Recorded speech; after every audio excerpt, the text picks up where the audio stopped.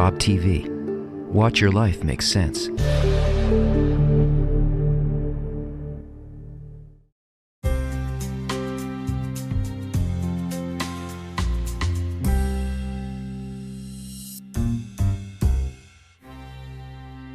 I came to a point where I started to take a look at the world and wanted to make a dramatic change. I've always been attracted to songs, art, any type of media that expressed this. But I actually came to the point where I wanted to be similar to basically all the revolutionaries balled up into one. And one that really caught my eye was a character named Malcolm X. During the 1960s in America, he was very popular. He actually mentioned at one point that it wasn't a color thing, that it was actually a human problem, which hit me. So I wanted to model him. I used to stay up to like 5 in the morning listening to his speeches, how he's expressed, and of course the whole general movement and all the different pieces and how they were expressing themselves. So, and I actually got to the point, and this is going to be my first question, is I got to the point where I was expressing to people that I was ready to actually, if it came to it, I would end my life just to succeed in achieving this goal.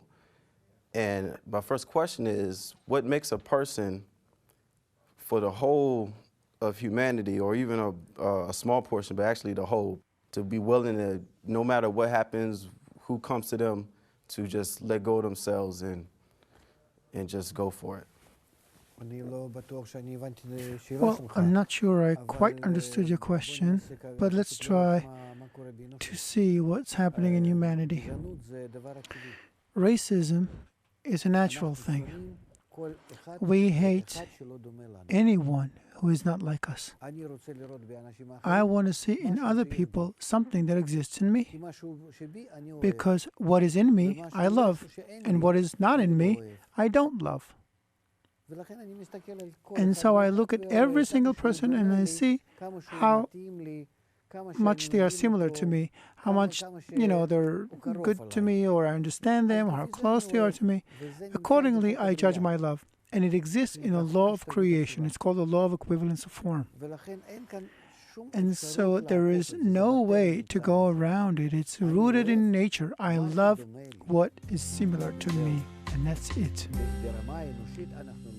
At the human level, we can never traverse it, come out of it. We can only do that if we elevate ourselves above the level of our ego. When I love what's close to me, in terms of my opinions or understandings or habits or who I am, So if we rise to a higher level and understand that everyone are as one human being, one soul, one body, interconnected, globalized, integrated, as we can now see in the world. So you see that gradually the time is coming after millennia of human evolution that we're beginning to see that we have no choice. We're equal. We're similar. We're connected. Even culture is becoming global. The same for education and language and internet and whatnot. And that's how we gradually advance, but it's a long way. But the wisdom of Kabbalah says that if we truly want to remove racism and bigotry, so everyone will be close to me, then I have to transcend my own nature, my ego. Only there will I find everyone as being parts of my own body, my own soul, only under that condition. But how can we rise above nature? Here comes a special method, which explains that it is possible, but you have to work on it. And we have an example from history. The same that's happening now happened about 3,500 years ago in ancient Babylon. There people felt that they were connected, hateful of each other, but also dependent on each other. And then one fellow rose, one of the Babylonian priests by the name of Abraham. He was a very learned person. And he says, it's happening because we have to truly connect among us, so let's start connecting. But only a very small part of the Babylonian population heard him. And they kind of grouped themselves around him, and they decided to start working on loving others and not follow the ego. And that part, that group, which over time became the people of Israel, is the only group where there were no slaves. There were never slaves in it. A slave there was one who was kind of who was working for you with tenure, like someone who's an employee. But they never had slaves in the ordinary sense. They were always equal. There were never masters, lords, greater or smaller people. Everyone were equal. There were wealthier people or poorer people. But that's now not how a person was judged, but only by a person's virtues. That's how it was. But it was because they were using the principle of Abraham, who said, love thy friend as thyself, that this is the rule. And they were constantly trying to rise above the ego. That was in the old days. But the rest of the Babylonians, who didn't adopt the method of uniting as brothers, he wanted everyone to unite. They were scattered everywhere around the globe, and they began to struggle, and they created all kind of castes and classes within peoples. And some of the nation was therefore became servants to the other part, which was the Lord. And that's how it was in every nation, or one nation towards another nation.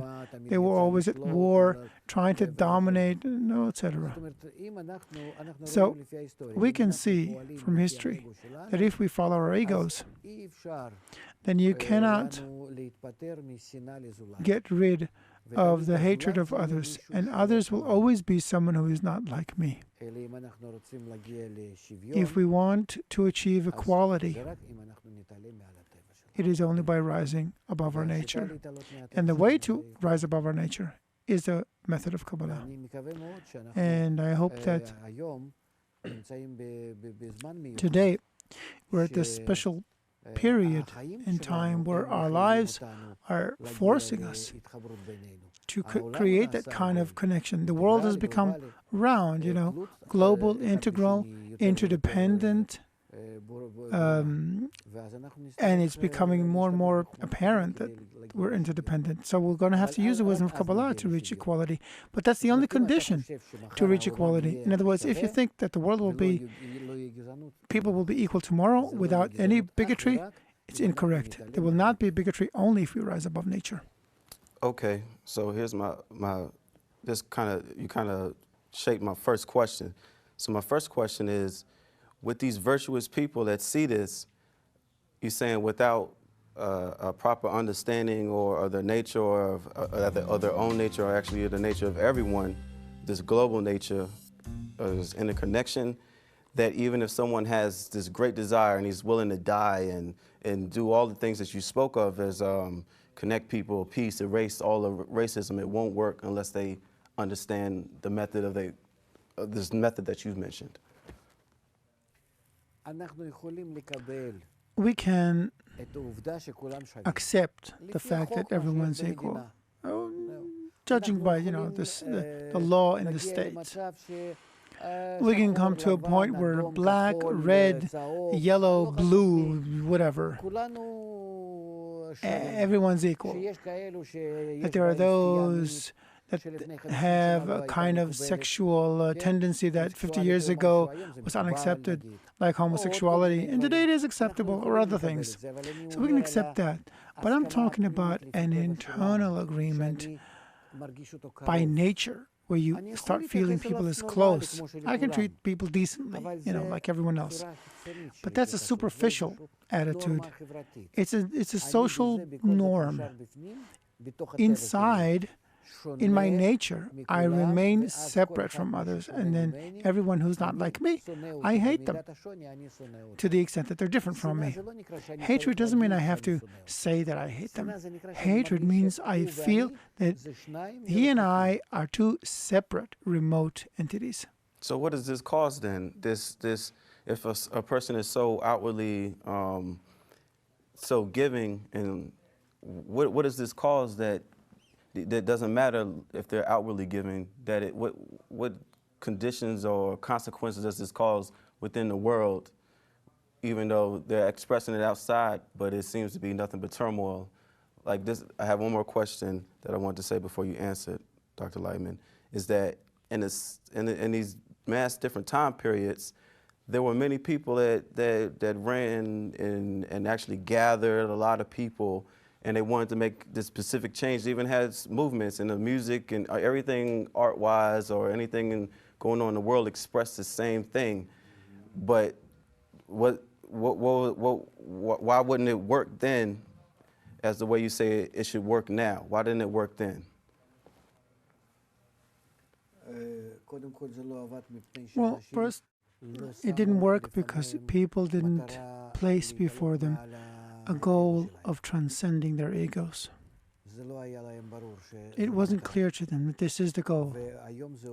And today, it is beginning to work because we have no choice. If we feel that we are connected and interdependent and at the same time are hateful of each other, then we have to do something about it. On one hand, we're interdependent. On the other hand, we have to be afraid of other people. So what's going to happen? So we have to kind of resolve that state into some direction, either go to general destruction or general bonding. Either one. But there cannot be, we can't stay where we are and continue that way.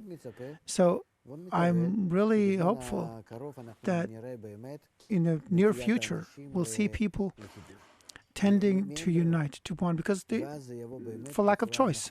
And then it'll come in the right way, where we have to transcend our nature, not towards some social norm or code, but we have to reach something where we will feel interdependent in a good way.